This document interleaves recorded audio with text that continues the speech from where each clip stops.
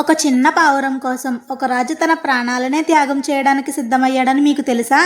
ఒకరోజు ధర్మపరుడైన శివచక్రవర్తి రాజ్యసభలో కూర్చుని తన మంత్రులతో చర్చలు జరుపుతుండగా ఒక పెద్ద గ్రద్ద చిన్న పావురం వెంట పడుతూ రాజ్యసభలోకి వచ్చేస్తాయి. అది చూసి భటులందరూ ఆశ్చర్యపోతారు. భయంతో వణుకుతున్న పావురం వచ్చి శిబి ఒడిలో దాక్కుంటుంది. దాని వెంటనే వచ్చిన గ్రద్ద, ఆ పావురం నా ఆహారం, దాన్ని నాకు ఇవ్వు అని అడుగుతుంది. రాజధర్మం ప్రకారం శరణువేడి వచ్చిన వారిని అపాయంలో వదిలేయడం సరైనది కాదు అని శిబి చక్రవర్తి చెప్తాడు. అయితే నా ఆకలి తీరేది ఎలా అని గ్రద్ద అడుగుతుంది.